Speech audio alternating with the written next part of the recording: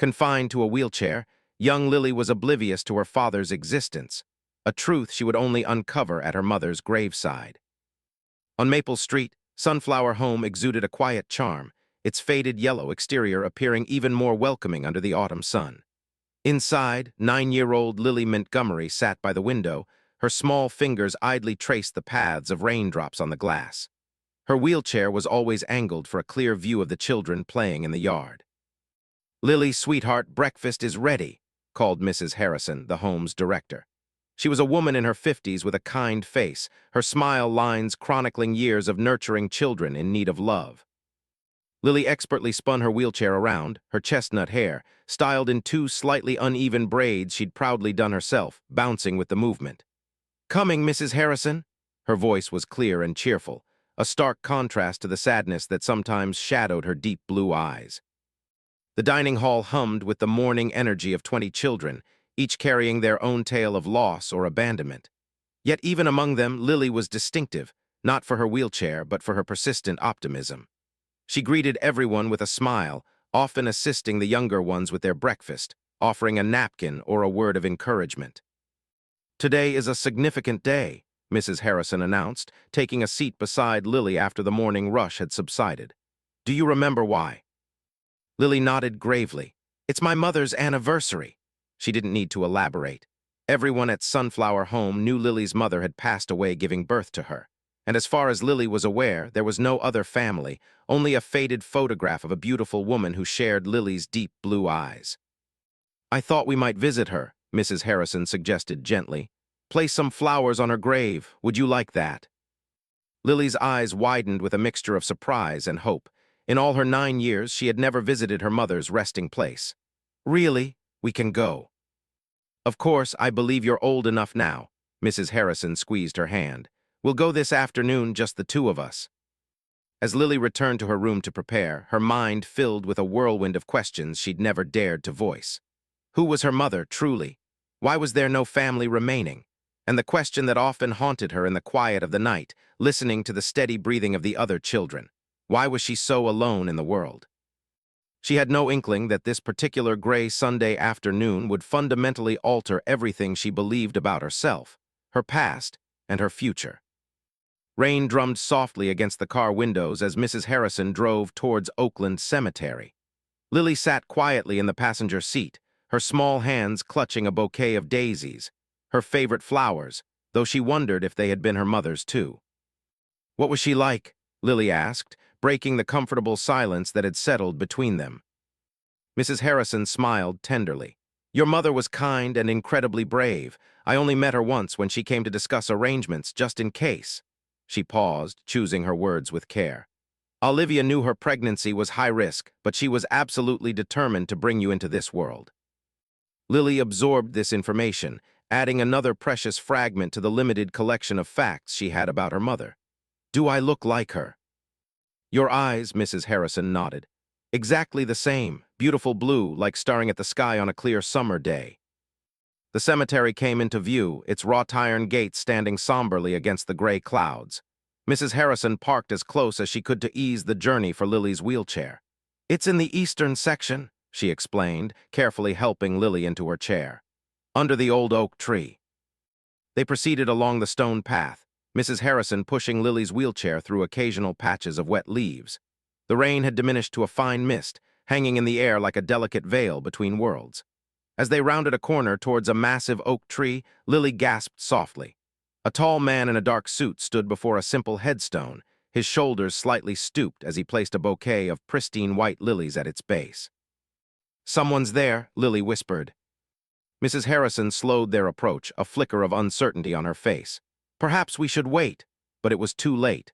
The man, alerted by their presence, turned. As his gaze met Lily's, his face paled dramatically. He staggered slightly, one hand reaching out to brace himself against the headstone. His voice barely a whisper above the rain, he murmured, "Impossible." Something in his stunned expression made Lily's heart beat faster.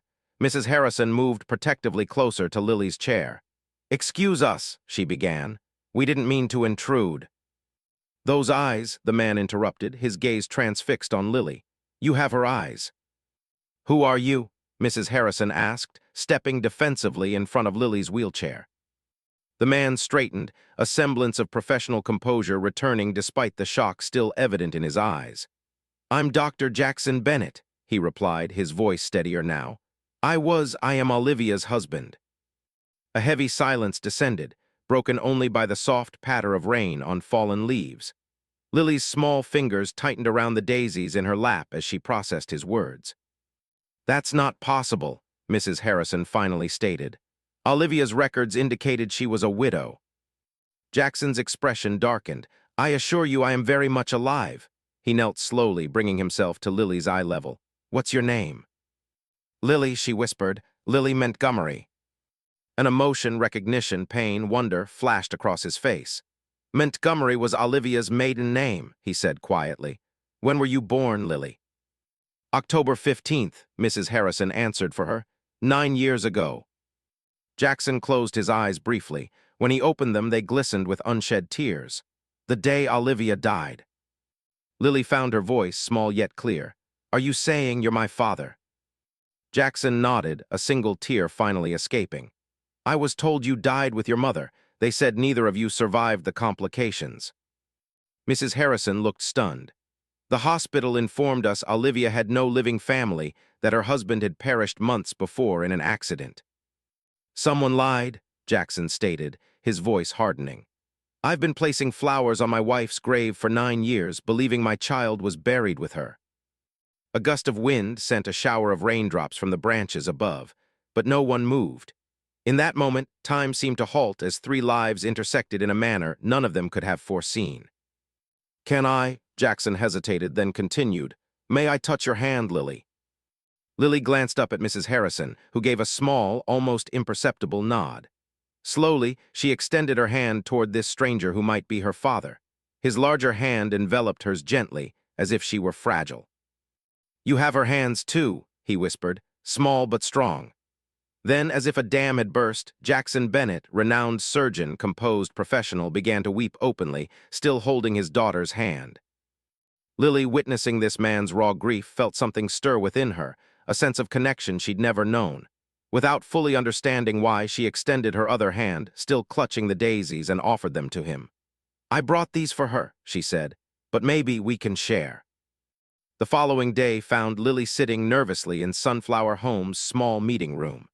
Mrs. Harrison had arranged for Jackson to visit properly, away from the rain and the emotional upheaval of their cemetery encounter. "He'll be here soon," Mrs. Harrison said, unnecessarily straightening Lily's collar. "Are you okay, sweetheart?" Lily nodded, though a swarm of butterflies fluttered in her stomach. "What should I call him?" "Whatever feels right," Mrs. Harrison answered gently. "There's no instruction manual for this." Before Lily could reply, a knock sounded at the door. Jackson Bennett entered, looking different from the previous day, less formal in a blue sweater, though still carrying himself with a doctor's composed bearing. In his hands were a small photo album and a box wrapped in silver paper.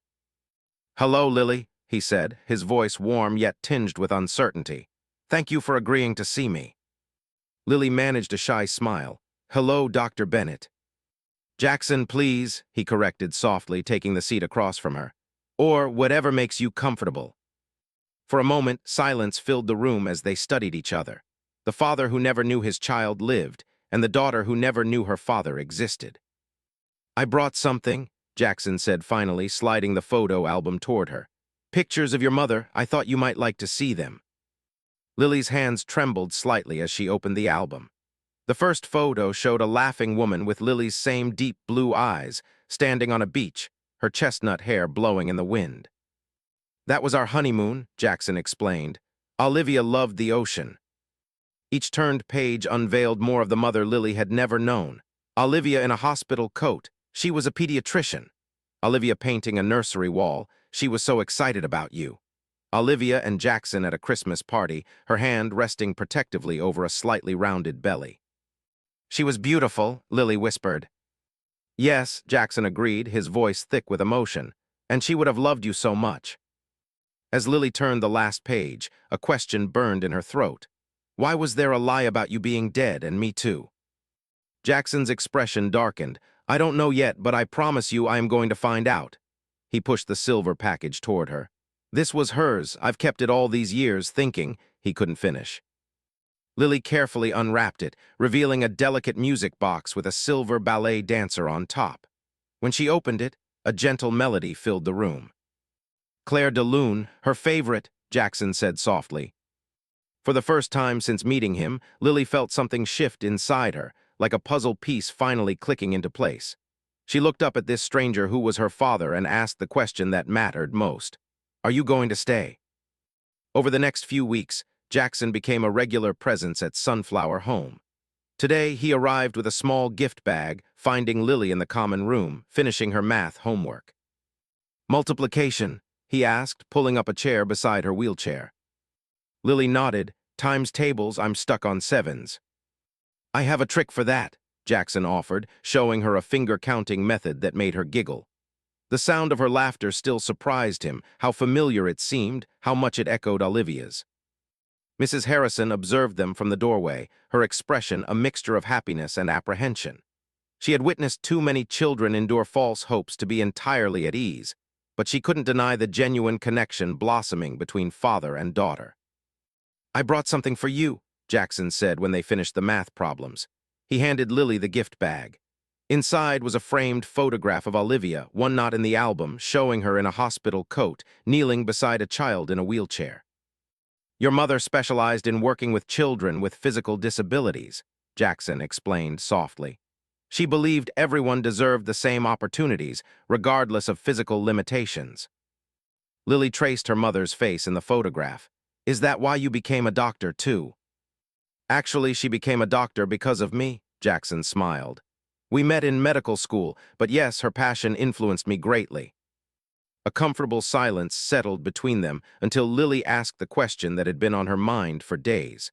Have you found out anything about why they told you I died? Jackson's expression tightened. I've been investigating. The hospital's documentation is a tangled mess. There was a terrible accident that night, a power outage during a storm, multiple emergency cases arriving simultaneously. Somehow in the chaos, your birth records were mixed up with another infant who didn't survive. So it was a mistake, Lily asked. A mistake that changed our lives, Jackson replied, his voice strained. Someone should have verified, should have double-checked. Sensing his rising anger, Lily reached out and placed her small hand on his. But we found each other now. Jackson's expression softened immediately. Yes, we did. He hesitated before continuing. Lily, I was wondering if you might like to visit my home sometime. It's not far from here, and I thought. Yes, Lily interrupted, eyes bright with excitement. Then, remembering her manners, she added more composedly, I'd like that very much. As Jackson left that afternoon, he stopped to speak with Mrs. Harrison. Thank you, he said simply, for taking care of her when I couldn't. Mrs. Harrison nodded. She's a special child, but Jackson, please be certain about this. Lily has experienced enough loss already. I've never been more certain of anything in my life, he replied, his voice firm with resolve. She's my daughter, and I'm never going to lose her again. The following Saturday, Mrs. Harrison helped Lily get ready for her first visit to Jackson's home. Lily wore her favorite purple dress, and Mrs. Harrison had styled her hair in a neat braid intertwined with a ribbon. Do I look okay? Lily asked anxiously, smoothing her dress over her lap. You look beautiful, Mrs. Harrison assured her, adjusting the ribbon one last time. Remember, just be yourself. That's who he wants to know. When Jackson arrived, his face lit up seeing Lily so dressed up.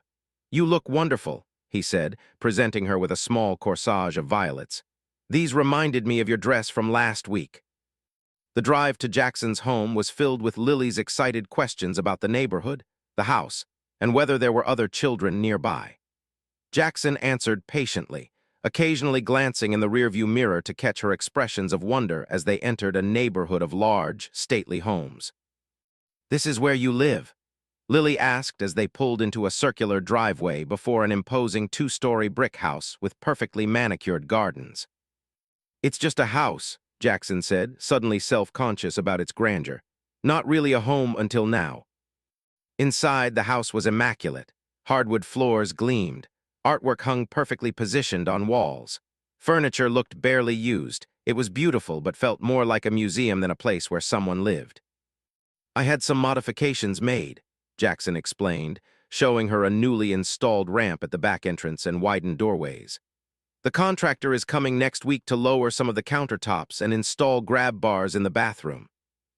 Lily felt a strange mix of emotions, appreciation for his thoughtfulness, wonder at the luxury, but also a sense of alienation.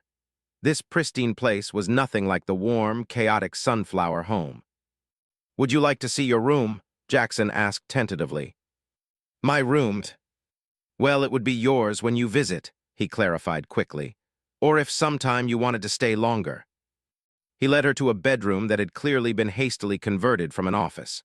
The walls were still a corporate beige, but a colorful quilt brightened the bed, and several stuffed animals sat arranged on pillows.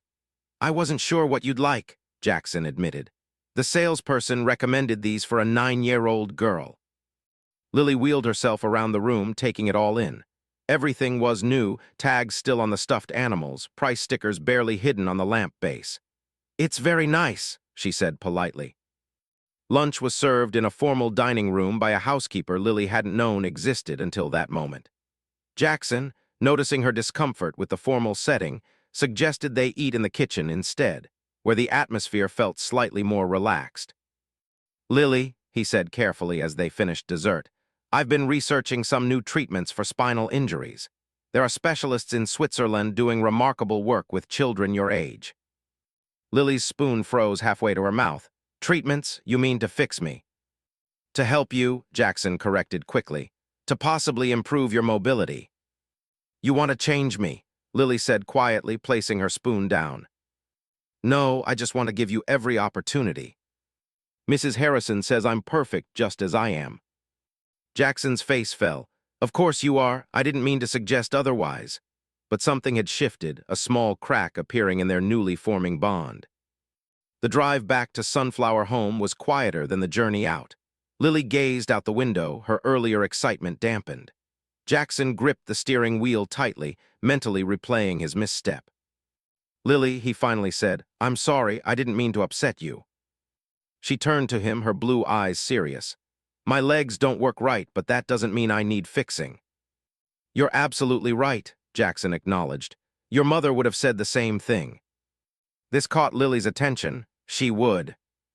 "Definitely, she always said doctors were too quick to see what needed fixing instead of seeing the whole person."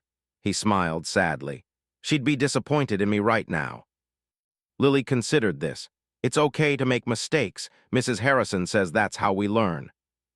Jackson felt humbled by her capacity for forgiveness. "Mrs. Harrison is very wise." When they arrived back at Sunflower home, Jackson handed Lily a small package. "I forgot to give you this earlier." Inside was a framed photograph of Olivia, pregnant and glowing, sitting at a piano. "She used to play for you before you were born," Jackson explained. "Said you would kick in rhythm." As Lily studied the picture, Jackson's phone rang. Excusing himself, he stepped away to answer it. His expression grew increasingly grave as he listened. "I'll be right there," he said, ending the call. Kneeling beside Lily, he explained, "I have to go to the hospital, emergency surgery. Can we continue this another day?" After Jackson left, Mrs. Harrison found Lily in her room, staring at the new photograph. "How was your visit?" she asked gently. "His house is big and fancy," Lily said, "but it doesn't feel like anyone lives there." "That's common for people who are alone," Mrs. Harrison offered. "Sometimes it's easier to make a house perfect when you don't really live in it." "He wanted to take me to Switzerland to fix my legs," Lily admitted quietly. Mrs. Harrison sat beside her. "And how did that make you feel?" "Like I wasn't good enough as I am," Lily whispered. "But then he said Mom would have thought that was wrong, too." Later that night, as Mrs. Harrison checked on the sleeping children, she found Lily's light still on. The girl was writing in a journal, surrounded by both new and old photographs of her mother. "Couldn't sleep?" Mrs. Harrison asked. Lily shook her head. "I found something in the back of this frame," she said, holding up the piano photograph. "It was hidden behind the picture."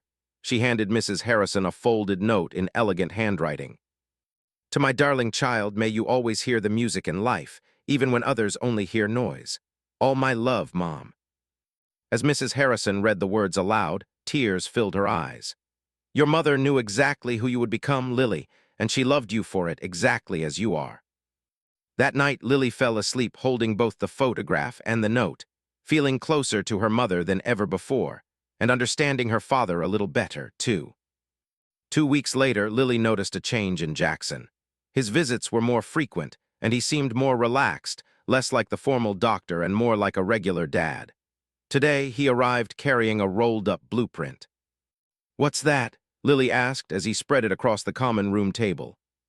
"Plans for my house," Jackson replied, eyes bright with excitement. "I've been working with an architect who specializes in accessible design." Lily studied the drawings curiously. She could see that the entire ground floor was being reconfigured. Widened hallways, a new bedroom suite with an accessible bathroom, a kitchen with adjustable height counters. "You're changing your whole house?" she asked, surprised. "It wasn't designed for a wheelchair," Jackson explained, "or for a child, really. I want it to be comfortable for when you visit." Something warmed inside Lily's chest. "That's a lot of work just for visits." Jackson hesitated before responding. "Well, someday, perhaps you might want to stay longer," he quickly added, "only if you wanted to, of course." Their relationship had developed its own rhythm. Tuesdays and Thursdays after school, Jackson would pick Lily up for a few hours. Saturdays were their special days. They'd gone to the botanical gardens, a children's museum, and last week, a concert in the park. Jackson had learned to navigate the world with Lily's wheelchair in mind, calling ahead to check accessibility, carrying a portable ramp in his car, and becoming fiercely advocative when necessary.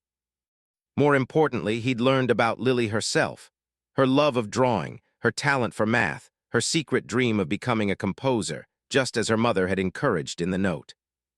"I have something for you," Lily said, pulling a folded paper from her backpack. It was a drawing of Jackson's house, but reimagined with colorful flowers, a treehouse with a wheelchair lift, and a music room with large windows. "It's beautiful," Jackson said, genuinely moved. "Is this how you see the house becoming?" Lily nodded shyly. "The treehouse might be hard, though." "Nothing's impossible," Jackson replied with a wink. "Just challenging."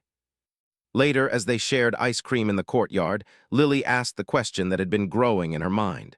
"Jackson, what would happen if I lived with you?" He nearly dropped his spoon. "You've been thinking about that?" "Sometimes," she admitted. "But then I think about Mrs. Harrison and everyone here, and I get confused." Jackson set his ice cream aside and took Lily's hand. "Family isn't always about choosing one person over another. Sometimes it's about making a bigger circle. Like how Mrs. Harrison could still be important even if I lived with you." "Exactly," Jackson nodded. "I'd want her to always be part of your life, part of our lives." That evening after Jackson left, Mrs. Harrison found Lily staring at the house blueprints he'd left behind. "Big plans," Mrs. Harrison commented, sitting beside her. "He's changing everything for me," Lily said quietly. "Nobody's ever done that before." Mrs. Harrison smiled gently. "That's what parents do, sweetheart. They reshape their world to make room for their children." For the first time, Lily allowed herself to imagine a future beyond Sunflower Home. A future with a father who had found her against impossible odds and was now rebuilding his life, piece by piece, to include her in it. "Lily, are we friends now?" Jackson asked one afternoon as they sat in the garden behind his house. The renovations were underway, with construction crews working inside while they enjoyed the autumn sunshine. Lily considered the question seriously, her fingers tracing patterns on the arm of her wheelchair. "I think so, but it's different than friends at school." "How so?" Jackson asked, genuinely curious about how she perceived their relationship. "Well," Lily tilted her head thoughtfully, "friends share secrets and play games, but they don't rebuild their houses for each other." Jackson laughed softly. "Fair point." "And they don't look at each other the way you look at me sometimes," Lily added. "How do I look at you?" "Like you're trying to memorize my face," she said simply. "Like you're afraid I might disappear." Jackson's breath caught. Leave it to a child to articulate exactly what he couldn't. "You're very perceptive." "Mrs. Harrison says I notice things others don't." Lily hesitated before asking, "Would it be okay if I called you Dad instead of Jackson?" The question hung in the air between them, weighty with significance. Jackson felt his eyes grow moist. "I would be honored," he said, his voice thick with emotion. "More than you can possibly know." Lily smiled, looking pleased but also shy about the momentous shift. I've never had a dad before. I'm not sure how it works. Well, Jackson said, clearing his throat, I'm new at being a father, so perhaps we can figure it out together. That Saturday, Jackson took Lily to the hospital where he worked. He'd arranged for a special tour, introducing her to his colleagues and showing her the pediatric wing where he sometimes operated. Dr. Bennett, a nurse approached them, smiling warmly. Is this the famous Lily we've heard so much about? Indeed it is, Jackson replied proudly. Lily, this is Nurse Chen. She's the best pediatric nurse in the state. Your father talks about you constantly, Nurse Chen told Lily with a wink. He's shown your artwork to everyone on staff. Lily blushed, surprised and pleased. He has. Oh yes, he's quite the proud father. As they continued their tour, Lily noticed how differently people treated Jackson when she was with him. The formal, somewhat distant surgeon they initially greeted softened into a more approachable person when introducing his daughter. Later that day, Jackson had a quiet conversation with Mrs. Harrison while Lily attended her weekly art class. I've been thinking, he said carefully, about formally pursuing adoption. Mrs. Harrison nodded, unsurprised. I thought you might be heading in that direction. Lily mentioned she started calling you Dad. Yes, Jackson couldn't help smiling. It's everything hearing that word. You understand there will be a thorough evaluation process, Mrs. Harrison cautioned. Single fathers adopting daughters with medical needs face extra scrutiny. I'm prepared for that, Jackson assured her. I've already consulted with a family attorney. Mrs. Harrison studied him thoughtfully. You know, when we first met at the cemetery, I was terrified you might disrupt Lily's life, only to disappear again. I'm glad I was wrong. I'm not going anywhere, Jackson said firmly. Lily is my daughter, the only family I have left in this world. Nothing matters more than making a home with her. 3 months after their first meeting, Lily woke with a sharp pain in her back. By breakfast, her face was pale and drawn, her usually bright eyes dulled with discomfort. I think we should call Jackson, Mrs. Harrison said, noticing Lily barely touched her cereal. This doesn't seem like your usual muscle spasms. But he has an important surgery today, Lily protested weakly. He told me about it yesterday. Despite her objections, Mrs. Harrison called Jackson, who immediately canceled his appointments. Within 30 minutes, he was at Sunflower Home, his face tight with concern. How long has the pain been happening? He asked, kneeling beside Lily's wheelchair. Since I woke up, Lily admitted, but it's getting worse. Jackson gently examined her, his physician's calm belying the worry in his eyes. I'd like to take her to the hospital, he told Mrs. Harrison. It could be related to her spinal condition. Of course, Mrs. Harrison agreed. I'll get her things and come with you. That's not necessary, Jackson replied quickly. I can handle this. Medical situations are my specialty after all. Mrs. Harrison frowned. Lily might feel more comfortable with me there. Dad's right, Lily interjected, using the title that still felt new on her tongue. He's a doctor, he knows what to do.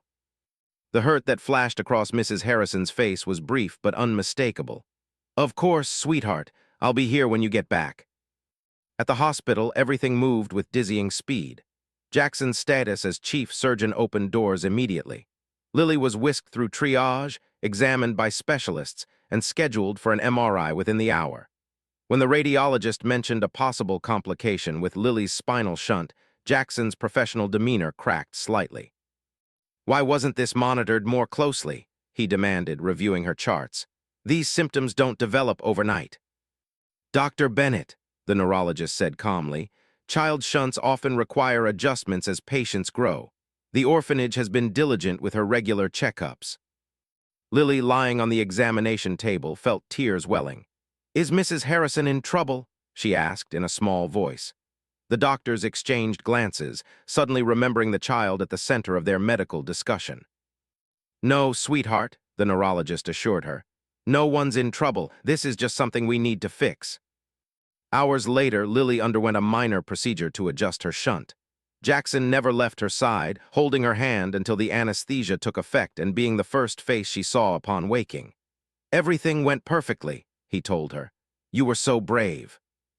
Through the haze of medication, Lily asked, Did you call Mrs. Harrison? Jackson's expression tightened almost imperceptibly. I've been focused on your care. I'll update her once you're settled.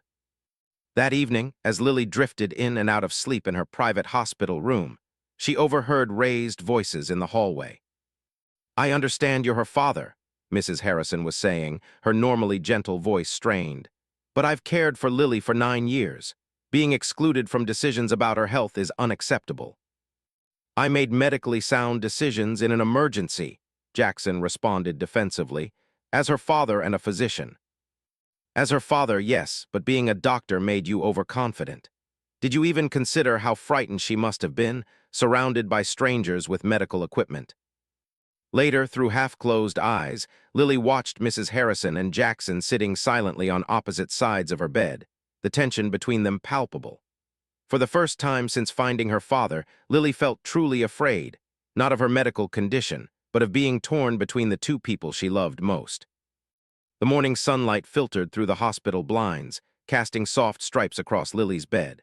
She had spent 2 nights in the pediatric ward, and although the doctors were pleased with her recovery, the tension between Jackson and Mrs. Harrison remained palpable. Lily watched as they sat on opposite sides of her room, Mrs. Harrison knitting quietly while Jackson reviewed medical charts on his tablet.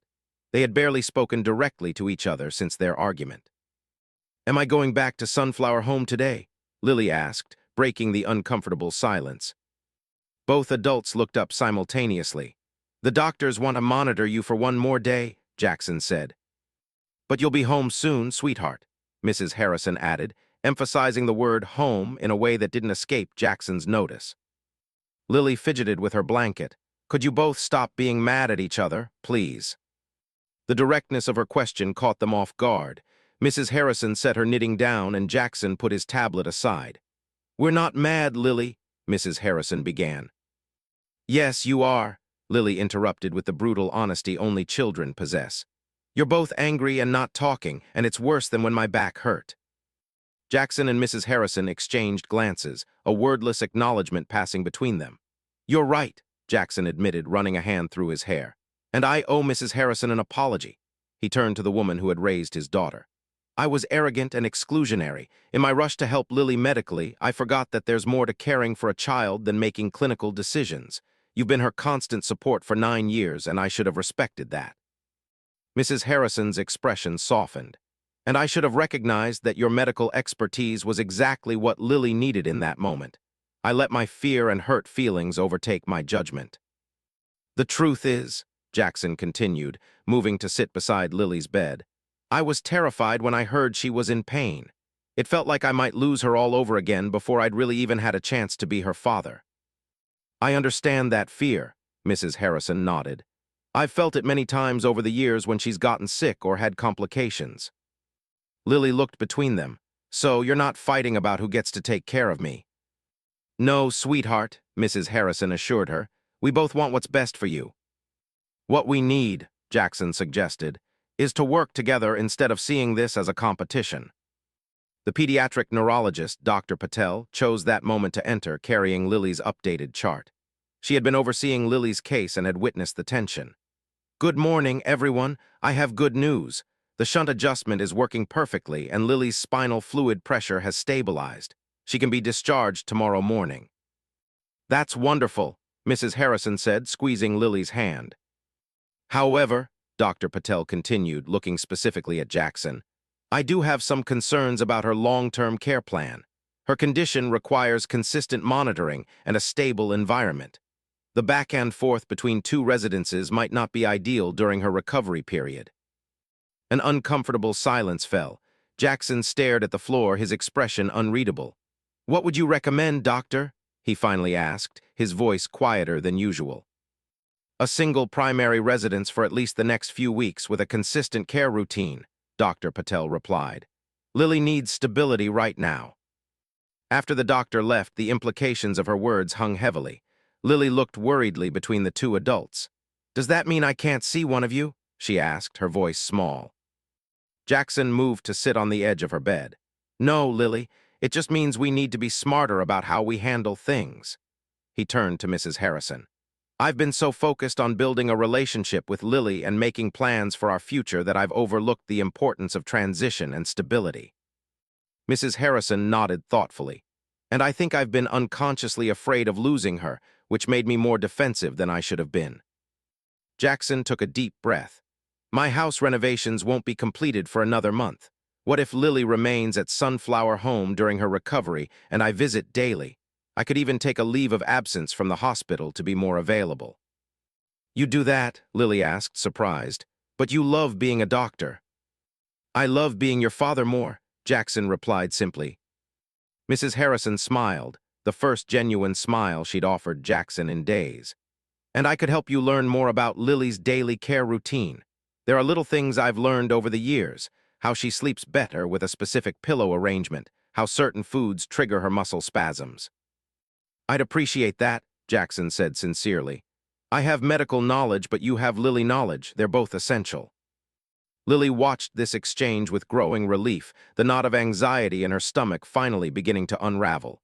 She reached out, taking both their hands in hers. Does this mean you're friends now? She asked hopefully. Jackson and Mrs. Harrison exchanged looks over Lily's bed, a new understanding forming. I think, Mrs. Harrison said carefully, we're becoming something better than friends. We're becoming family, Jackson finished, squeezing Lily's hand. A different kind of family, perhaps, but family nonetheless. For the first time since her hospitalization, Lily truly smiled.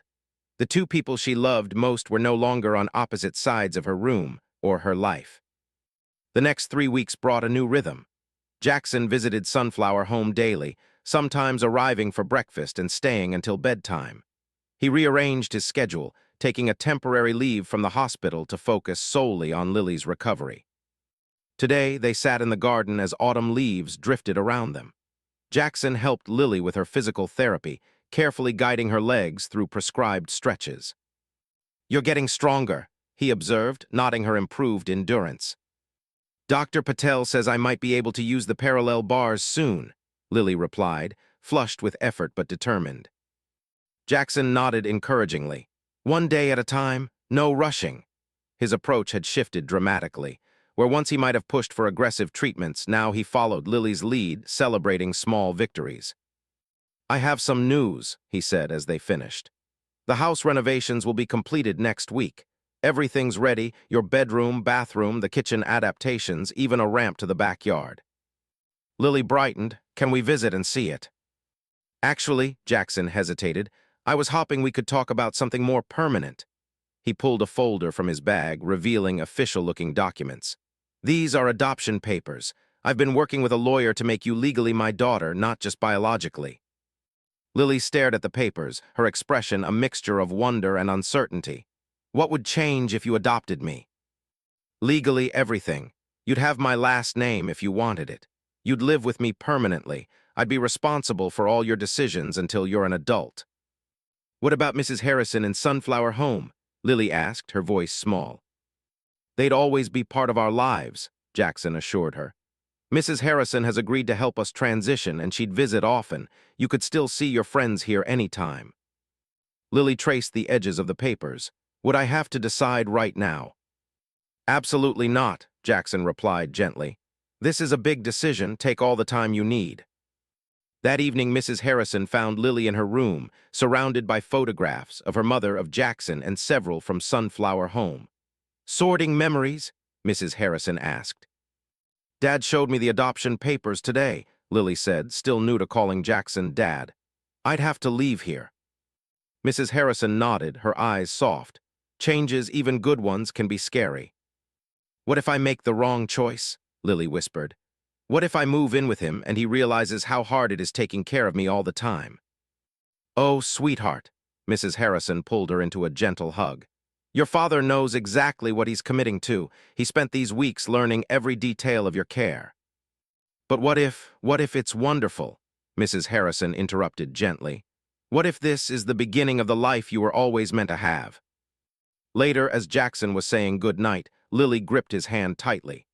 When I come live with you, she said, her voice steadier, can Mrs. Harrison have her own room to stay in sometimes? Jackson smiled, hearing the decision within her question. I was thinking the blue room across from yours would be perfect for her visits. And can we put some of Mom's pictures in the hallway? Absolutely. It's your home too, Lily. We'll build it together. As he left that night, Jackson passed Mrs. Harrison in the hallway. Their eyes met in mutual understanding. The journey ahead would be challenging, but together they would create something beautiful, a family built not just of blood, but of choice and commitment. The morning of the move dawned bright and clear, a perfect late autumn day. Lily sat in the Sunflower home common room, surrounded by 9 years' worth of accumulated belongings. Each item was packed in boxes decorated by the other children with colorful drawings and well-wishes. "I think that's everything," Mrs. Harrison said, checking the final list, her cheerful demeanor belying the redness in her eyes. The other children gathered, some excited for Lily, others trying to understand. Timothy, a 7-year-old who adored Lily, handed her a crudely wrapped package. "So you don't forget us," he explained as she unwrapped a framed photo of all the Sunflower home children. "I could never forget any of you," Lily promised, hugging him tightly. Jackson arrived precisely at 10, his SUV newly equipped with a wheelchair ramp, already half filled with items for Lily's new room. When he entered, he was struck by the bittersweet atmosphere. This was a joyous day. His daughter was coming home, but for Sunflower home, it was a goodbye. "We have a tradition here," Mrs. Harrison explained, gathering everyone. "When one of our children finds their forever family, we have a special ceremony." One by one, children and staff shared favorite memories of Lily, her kindness, patience, and courage. By the end, there wasn't a dry eye. "Sunflower home has been my family for as long as I can remember," Lily said when her turn came. "Just because I'm leaving doesn't mean that changes. You taught me what family really means." She turned to Jackson. "And now my family is getting bigger, not different." Jackson stepped forward, his voice unexpectedly emotional. "I want to thank all of you for raising my daughter when I couldn't. You've given her something I never could have: siblings, community, and unconditional acceptance. Our door will always be open to each of you." He knelt beside Mrs. Harrison, taking her hands. "Especially you. You're not losing Lily. You're gaining a family, too." As they loaded the last boxes, Mrs. Harrison handed Jackson a thick binder. "Lily's entire history," she explained. "Medical records, school reports, art projects, and," her voice caught, "a journal I've kept since she arrived, documenting all her milestones." Jackson was momentarily speechless, overwhelmed by this precious gift, the 9 years he had missed, preserved. "I can never thank you enough," he finally managed. "Just love her," Mrs. Harrison replied simply. "That's all the thanks I need." The journey to their new home was a mix of excitement and nervousness. Lily watched Sunflower home recede, while Jackson pointed out landmarks. As they turned onto their street, he glanced at Lily. "Are you okay?" "Just thinking," she replied, "about how strange life is. A few months ago, I didn't even know you existed. Now we're going to live together." "Life takes unexpected turns," Jackson agreed. "Sometimes painful ones, but sometimes wonderful ones, too." When they pulled into the driveway, Lily gasped. The house was transformed. A gently sloping ramp bordered by flowers led to the entrance. A banner read, "Welcome home, Lily." But the real surprise was the group on the porch: Jackson's colleagues, a few neighbors, and at the center, Mrs. Harrison. "How did you get here before us?" Lily asked, astonished, as Jackson helped her into her wheelchair. "Your father and I planned this together," Mrs. Harrison explained with a smile. "You didn't think I'd miss your first moments in your new home, did you?" Touring the renovated house, Lily was amazed. Her bedroom was lavender with accessible shelves. The bathroom allowed for independence. But the true surprise was the former dining room, now a music and art studio with an adaptive piano, art supplies, and a large portrait of Olivia at her own piano. "This is where your mother created her music," Jackson explained softly. "It seemed right that you should have a similar space." Standing there, surrounded by loved ones, her mother's spirit present, Lily felt a profound sense of belonging. "Thank you, Dad," she whispered, reaching for his hand. Jackson knelt, his eyes bright. "We have a lot of time to make up for, you and I, but we have all the time in the world to do it." That night, after the guests left and Mrs. Harrison promised to return, Lily and Jackson sat on the back porch, watching the stars. "Do you think Mom can see us?" Lily asked. Jackson considered. "I think your mother's love is still here with us. In you, in me, in the space between us that was empty for so long and isn't anymore." Lily nodded, satisfied. Together, father and daughter sat in comfortable silence, two once broken pieces of a family finding their way back to wholeness. The day of the custody hearing arrived with a crisp December chill. Jackson straightened his tie, trying to project a confidence he didn't feel. In the 3 months since Lily moved in, they'd built a beautiful routine, but today could change everything. "Lily, are you ready?" he called. Their court appointment was in less than an hour. Lily wheeled herself into the foyer, wearing a navy dress, clutching a folder of drawings, evidence, she'd explained, of why they belonged as a family. "I'm nervous," she admitted. "What if the judge doesn't think you should be my dad?" Jackson knelt. "Remember what Mrs. Harrison said, judges care about what's best for children, and we know that's us being together." The doorbell rang. Mrs. Harrison entered, dressed in her finest, ready to testify on Jackson's behalf. "You both look perfect, just be yourselves." The family court was less intimidating than expected. Judge Alina Winters, a kind-eyed woman known for fairness in adoption cases, welcomed them warmly. "Dr. Bennett, I've reviewed your petition," she began. "Your case is unusual but compelling. You're Lily's biological father, only recently reunited." "Yes, Your Honor," Jackson confirmed. "Due to a hospital error, I was told Lily died with her mother. I discovered the truth 3 months ago." The judge turned to Lily. "And how do you feel about this adoption, young lady?" Lily straightened. "I want Dr. Bennett to be my dad officially. He already is my dad in my heart." Judge Winters smiled, then turned to Mrs. Harrison. "And as Lily's former guardian, you support this?" "Wholeheartedly," Mrs. Harrison affirmed. "Dr. Bennett is completely devoted to Lily's well-being. Their bond is remarkable." The proceedings continued smoothly until the door opened. A slender woman in expensive clothes entered with a lawyer. "Your Honor," the lawyer interrupted, "I'm Richard Morton, representing Mrs. Victoria Lawson, maternal aunt of Lily Montgomery. We're filing a counterpetition for custody." A shocked silence fell. Jackson's heart dropped as he saw the unfamiliar woman studying Lily with calculating eyes. "I was never notified about my niece," Victoria stated coldly. "I only learned of her existence last month." Judge Winters frowned but allowed Victoria to present her case. It became clear she had no real relationship with Lily but objected to a single father raising her, especially one with a demanding career. "A child with special needs requires constant care," Victoria argued. "Dr. Bennett's profession makes that impossible. I can provide a stable, two-parent home." Jackson's lawyer countered with evidence of his accommodations, reduced schedule, house renovations, and support network. Throughout this, Lily grew distressed. "Your Honor," she finally said, her small voice cutting through, "may I please say something?" Judge Winters nodded. Lily wheeled herself forward. "I never knew I had an aunt, and she never tried to find me. My dad didn't know I was alive, but as soon as he found out, he changed everything." She showed her drawings, Jackson helping with therapy, their dinners, piano lessons. "He doesn't see my wheelchair first like most people do," Lily continued, gaining confidence. "He sees me, and he loves me enough to learn how to braid my hair even though he's terrible at it." A ripple of gentle laughter broke the tension.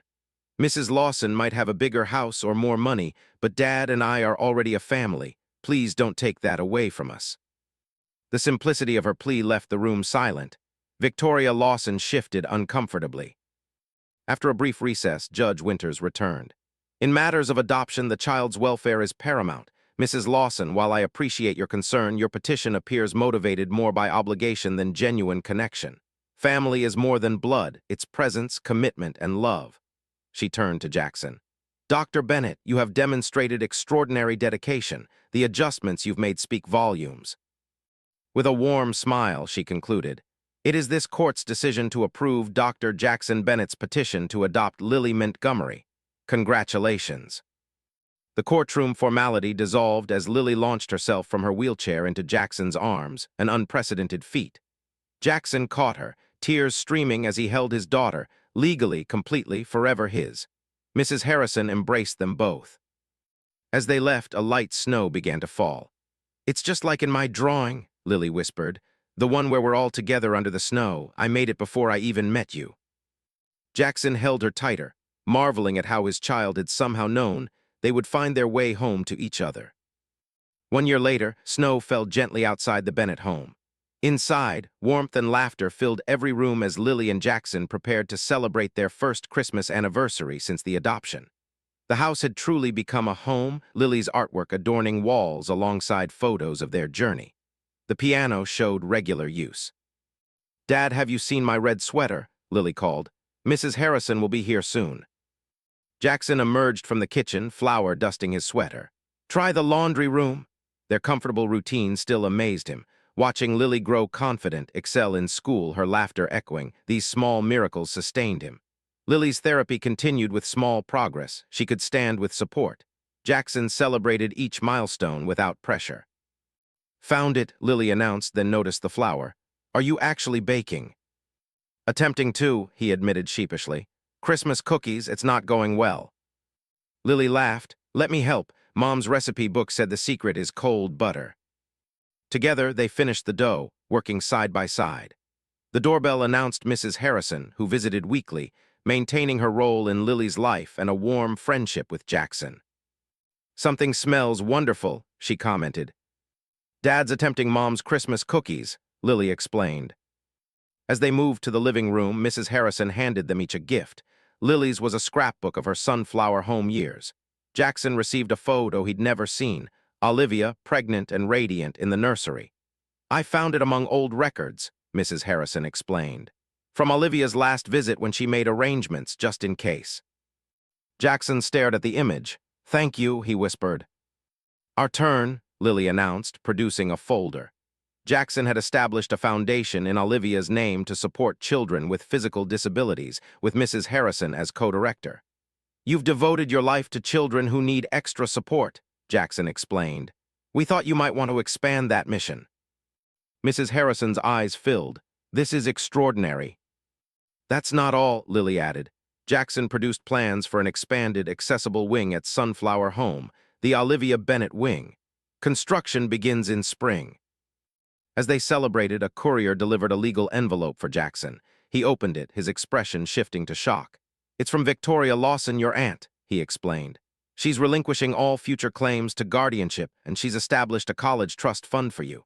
A brief note read, "I was wrong to interfere. Please accept this as my way of ensuring Olivia's daughter has every opportunity." Later, Jackson found Lily looking through her mother's old journal. "Mom wrote about the kind of person she hoped I would become," Lily said. "Brave, kind, creative. Do you think she'd be happy with how I turned out?" Jackson's heart swelled. "She'd be amazed by you, Lily, just as I am every day." Lily closed the journal. "You know what I realized? A year ago, I thought finding my father was the most important part, but now I understand it wasn't just about finding you. It was about you finding me, too. We found each other." "We found each other," Jackson agreed.